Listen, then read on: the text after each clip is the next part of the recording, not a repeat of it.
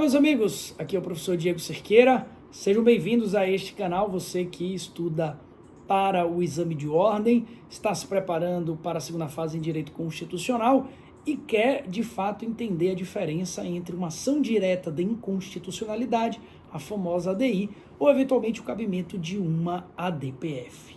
Mas antes, aproveite para se inscrever aqui no canal, deixe seu like, ative as notificações, porque assim você recebe as nossas mensagens semanais com relação aos conteúdos novos que eu vou publicando em relação aqui ao nosso estudo para o AB. Dito isso, imagine a seguinte situação. Está lá na sua prova um enunciado prático em que a FGV coloca a existência, por exemplo, de uma lei federal que está desrespeitando a Constituição. Poxa, professor, lei federal desrespeitando a Constituição Federal ao cabimento de uma ADI. Eu não tenho a menor dúvida. Calma, porque é importante analisar no cabimento de uma ação direta e de uma ADPF a relação entre o objeto, que é a norma, aquilo que se pretende analisar, e o seu parâmetro, que é o texto da Constituição Federal.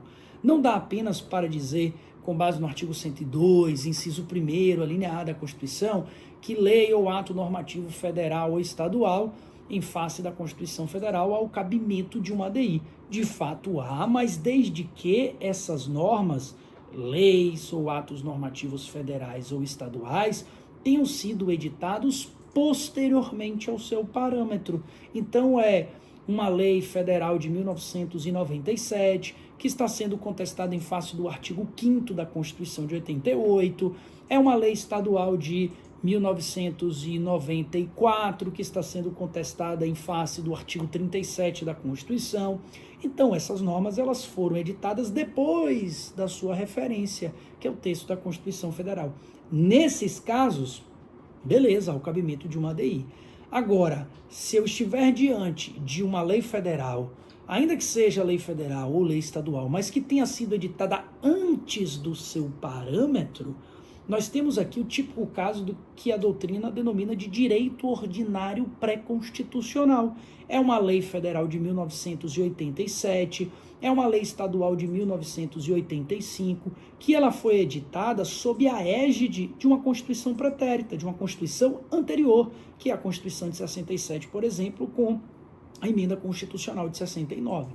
Então, sobre aquela referência, sobre aquele parâmetro lá atrás, eu poderia pensar em uma ADI, mas sobre uma Constituição futura, uma Constituição que veio depois, como é o caso da Constituição de 88, não há o cabimento de uma ADI, mas sim de uma ADPF, por estarmos diante do chamado direito ordinário pré-constitucional.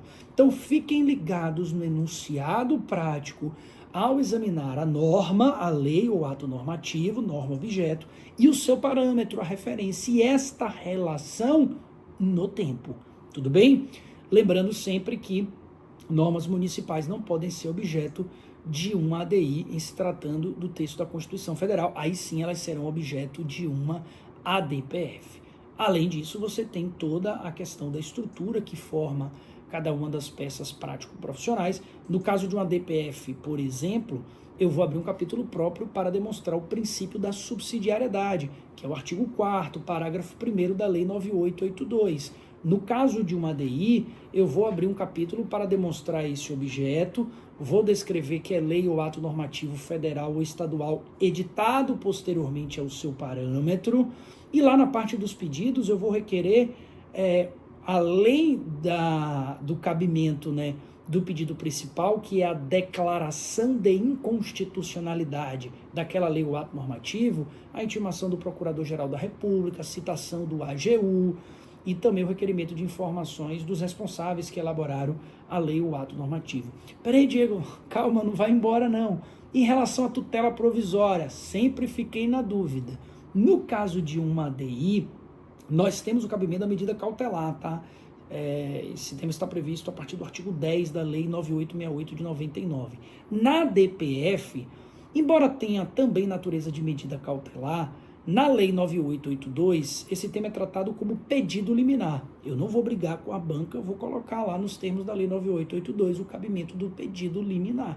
Mas nas duas situações nós temos essa tutela provisória que certamente vai aparecer lá no espelho de correção. No caso da DPF, para a gente fechar, que é o pedido principal, lá naquela ideia do direito ordinário pré-constitucional, exemplo, lei de 1987, em face de uma Constituição futura, Constituição de 88. Eu peço a inconstitucionalidade desta lei federal de 87? Não. Eu peço que esta lei federal seja declarada incompatível com o texto de uma nova Constituição. Estão lembrados daquela ideia da teoria geral, quando a gente estuda lá de aplicação das normas infraconstitucionais no tempo? Norma infraconstitucional que foi editada à égide de uma Constituição anterior, se ela for materialmente incompatível, haverá sua não recepção ou revogação. Então eu peço, neste caso da lei federal, que ela seja materialmente incompatível com a sua revogação, tendo em vista aí a incompatibilidade com o texto da Constituição futura, neste caso o texto da Constituição Federal.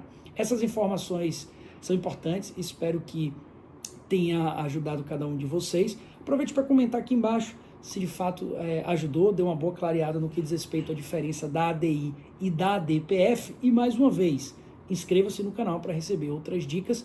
Tem uma playlist, inclusive, que é só para a segunda fase em direito constitucional. Vai aparecer algum card aqui ao final dessa transmissão, você vai poder clicar e vai poder também assistir outros vídeos de segunda fase.